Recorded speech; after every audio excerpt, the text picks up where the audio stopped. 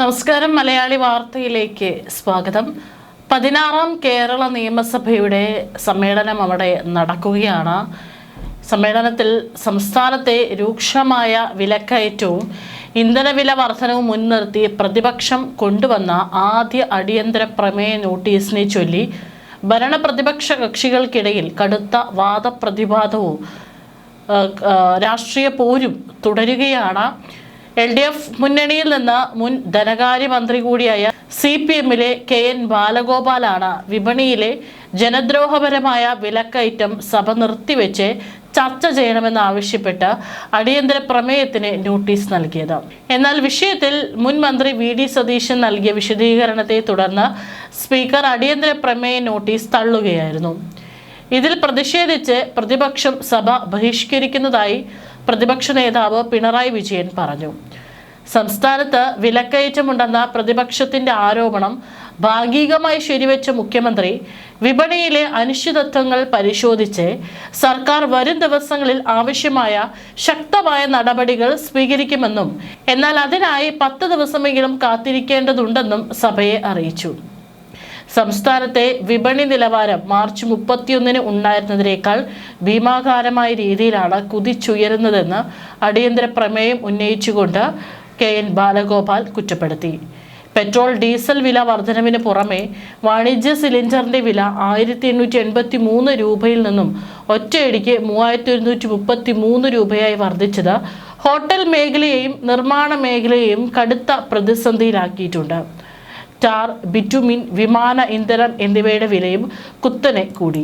മുമ്പ് ഇടതുപക്ഷ സർക്കാരിന്റെ കാലത്ത് ഇന്ധനവില ഉയർന്നപ്പോൾ അന്നത്തെ പ്രതിപക്ഷ നേതാവായിരുന്ന VD സതീശൻ അധിക നികുതി കുറച്ചു നൽകണമെന്നാവശ്യപ്പെട്ട് നാടുനീളെ സമരം ചെയ്ത കാര്യം ബാലഗോപാൽ ഓർമ്മിപ്പിച്ചു. അന്ന് ജനങ്ങൾക്ക് വേണ്ടി ശബ്ദമുയർത്തിയ സതീശൻ ഇന്ന് മുഖ്യമന്ത്രി പദവിയിലിരിക്കുമ്പോൾ സംസ്ഥാനത്തിന് ലഭിക്കുന്ന അധിക നികുതി വരുമാനം കുറച്ചു നൽകാൻ തയ്യാറാകാത്തത് ജനങ്ങളോടുള്ള വെല്ലുവിളിയാണെന്നും കേവലം തീരുമാനിക്കട്ടെ എന്ന് പറഞ്ഞ് മുഖ്യമന്ത്രി സഭയെ തെറ്റിദ്ധരിപ്പിക്കുകയാണെന്നും അദ്ദേഹം ആരോപിച്ചു. കേന്ദ്ര സർക്കാർ ജനങ്ങളെ കൊള്ളയടിക്കുമ്പോൾ പുതിയ സംസ്ഥാന ഭരണകൂടവും അതിനെ കൂട്ടുനിൽക്കുകയാണെന്നും പ്രതിപക്ഷം കുറ്റപ്പെടുത്തി. എന്നാൽ പ്രതിപക്ഷത്തിന്റെ ആക്ഷേപങ്ങൾക്ക് മുൻ ഇടത് സർക്കാരിന്റെ കണക്കുകൾ നിരത്തിയാണ് മുഖ്യമന്ത്രി VD സതീശൻ മറുപടി നൽകിയത്. പശ്ചിമേഷ്യയിൽ നിലനിൽക്കുന്ന യുദ്ധസമാനമായ അന്തരീക്ഷവും അന്താരാഷ്ട്ര അനിശ്ചിതത്വങ്ങളുമാണ് നിലവിലെ ഇന്ധന പാചകവാതക വിലക്കയറ്റത്തിന് പ്രധാന കാരണമെന്നും മുഖ്യമന്ത്രി ചൂണ്ടിക്കാട്ടി. മുമ്പ് 2016 മുതൽ 2025 വരെ ഇന്ധനവില വർധനവിലൂടെ ഇടത് സർക്കാരിന് 3100 കോടി രൂപ അധിക വരുമാനമുണ്ടായിട്ടും അന്ന് 1 രൂപ പോലും കുറയ്ക്കാൻ അവർ തയ്യാറായില്ല. അന്ന് നികുതി കുറയ്ക്കണമെന്ന് ആവശ്യപ്പെട്ടപ്പോൾ അത്തരം മണ്ടത്തരങ്ങൾ ഞങ്ങൾ കാണിക്കില്ല എന്നാണ് മുൻ ധനമന്ത്രി തോമസ് ഐസക് സഭയിൽ വ്യക്തമാക്കിയത്. അന്ന് സ്വന്തം ധനമന്ത്രി പറഞ്ഞ അതേ മണ്ടത്തരം ഇപ്പോൾ ഈ സർക്കാരിനോട് ചെയ്യാൻ ആവശ്യപ്പെടുന്നത് അംഗീകരിക്കാൻ കഴിയില്ലെന്ന് മുഖ്യമന്ത്രി തിരിച്ചടിച്ചു. വിപണിയിൽ ഇടപെടേണ്ട സിവിൽ സപ്ലൈസ് കോർപ്പറേഷനെ 2893 കോടിയോളം രൂപയുടെ ഭീമമായ കടത്തിലാക്കിയാണ് കഴിഞ്ഞ ഇടത് സർക്കാർ പോയതെന്നും ആ കടബാധ്യതകൾ തീർത്താൽ മാത്രമേ വിപണിയിൽ കാര്യക്ഷമമായി ഇടപെടാൻ പുതിയ സർക്കാർ സംവിധാനങ്ങൾക്ക് സാധിക്കുകയുള്ളൂ എന്നും അദ്ദേഹം വ്യക്തമാക്കി.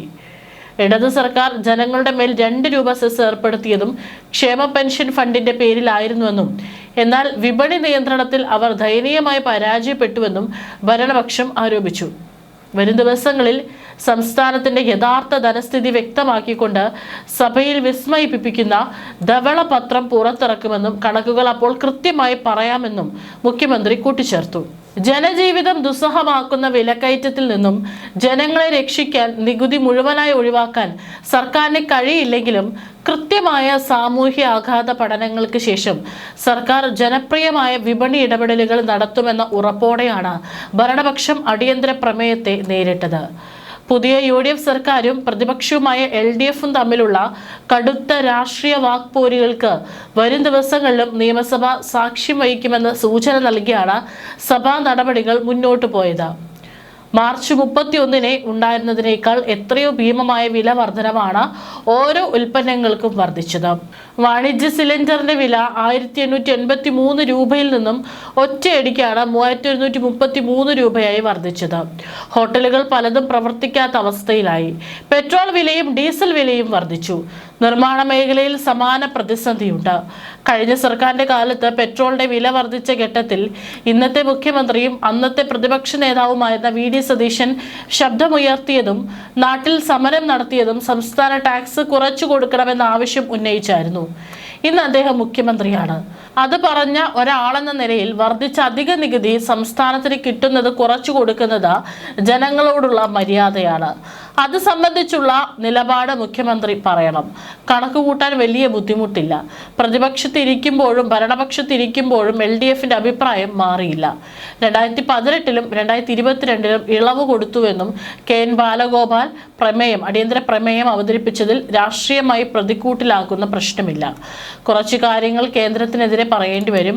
അങ്ങനെ ചർച്ച ചെയ്യുമ്പോൾ മുഖ്യമന്ത്രിക്ക് അദ്ദേഹം പറഞ്ഞ കാര്യങ്ങൾ പാലിക്കുന്ന ആളാണ് എന്ന് തെളിയിക്കാൻ പറ്റും.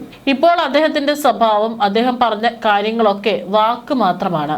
വാക്ക് പാലിക്കാനാണ് പ്രാധാന്യം കൊടുക്കേണ്ടത്. 2016 മുതൽ 2025 ജനുവരി 31 വരെ ഡീസൽ പെട്രോൾ വില വർധനവിന്റെ ഭാഗമായി 3100 കോടി രൂപയുടെ അധിക വരുമാനം ഉണ്ടായിട്ടുണ്ട്. അന്ന് ഒരു രൂപ കുറച്ചിട്ടില്ല. അന്ന് അധിക നികുതി ഉണ്ടായപ്പോൾ അതിൽ നിന്ന് ഒരു തുക ടാക്സി ഡ്രൈവർമാരെയും ഓട്ടോറിക്ഷ ഡ്രൈവർമാരെയും സഹായിക്കണമെന്ന് പറഞ്ഞു. അന്ന് ധനകാര്യമന്ത്രിയായിരുന്ന തോമസ് ഐസക് പറഞ്ഞത് അത്തരം മണ്ടത്തരങ്ങൾ ഞങ്ങൾ കാണിക്കില്ല എന്നാണ്. നികുതി കുറയ്ക്കുന്ന മണ്ടത്തരങ്ങൾ ഇടത് സർക്കാർ കാണിക്കില്ല എന്ന മുൻ ധനകാര്യമന്ത്രി സഭയിൽ പറഞ്ഞതാണ്. ഇപ്പോൾ ആ മണ്ടത്തരം ചെയ്യാൻ വേണ്ടിയാണോ മുൻ ധനകാര്യമന്ത്രി ഞങ്ങളെ ഉപദേശിച്ചത് എന്നും വി.ഡി. സതീശൻ ഞെടിച്ചിട്ടുണ്ട്. 2893 കോടി രൂപ സിവിൽ സപ്ലൈസ് കോർപ്പറേഷൻ മുൻ സർക്കാർ കൊടുക്കാനുണ്ട്. സിവിൽ സപ്ലൈസ് കോർപ്പറേഷനാണ് കേരളത്തിൽ വിലക്കയറ്റം നിയന്ത്രിക്കാൻ ഇടപെടേണ്ട ഏജൻസി. ആ ഏജൻസിക്ക് 3000-ഓളം കോടി രൂപ കടമായി വെച്ചാണ് മുൻ സർക്കാർ പോയത്. ആ കടം കൊടുത്താൽ മാത്രമാണ് സിവിൽ സപ്ലൈസ് കോർപ്പറേഷന് മാർക്കറ്റിൽ ഇടപെട്ട് ഇപ്പോൾ ഉണ്ടായിരിക്കുന്ന രൂക്ഷമായ വിലക്കയറ്റം നിയന്ത്രിക്കാൻ പറ്റൂ എന്നാണ് ഇപ്പോഴത്തെ സർക്കാർ പറഞ്ഞിരിക്കുന്നത്. ഏതായാലും 1 മാസമായിട്ടേ ഉള്ളൂ UDF സർക്കാർ അധികാരത്തിലേറി. അപ്പോഴേക്കും പൂർണ്ണമായിട്ടും ഇപ്പോൾ നടക്കുന്ന എല്ലാ പ്രശ്നങ്ങൾക്കും, വിലക്കയറ്റം അടക്കമുള്ള എല്ലാ പ്രശ്നങ്ങൾക്കും ഉത്തരവാദി വി.ഡി. സതീശൻ സർക്കാരാണ് എന്ന് പറഞ്ഞുകൊണ്ട് തലയിൽ വെച്ച് അടിക്കാൻ നോക്കുകയാണ് പ്രതിപക്ഷത്തിരിക്കുന്നവർ ചെയ്യുന്നത്. പക്ഷെ അതിനൊക്കെ തന്നെ കുറിക്കുകൊള്ളുന്ന മറുപടിയാണ് വി.ഡി. സതീശൻ നൽകിയിരിക്കുന്നത്. കഴിഞ്ഞ മന്ത്രിസഭയിൽ ധനമന്ത്രിമാർ ആവർത്തിച്ചിട്ടുള്ള കാര്യങ്ങൾ എടുത്ത് ചൂണ്ടിക്കാണിച്ചുകൊണ്ട് തന്നെയാണ് മുഖ്യമന്ത്രി അതിന് ഉത്തരം പറഞ്ഞിരിക്കുന്നത്. ഏതായാലും വരും ദിവസങ്ങളിലും ഈ വിഷയത്തിൽ സഭ സ്തംഭിക്കാനുള്ള സാധ്യതയുണ്ട്. സർക്കാരിനെ പ്രതിസന്ധിയിലാക്കുന്ന പല കാര്യങ്ങളും ഉന്നയിച്ചുകൊണ്ട് തന്നെയായിരിക്കും പ്രതിപക്ഷം വരിക എന്ന കാര്യത്തിൽ സംശയമില്ല. ഏതായാലും സഭ അവിടെ നടന്നുകൊണ്ടിരിക്കുകയാണ്.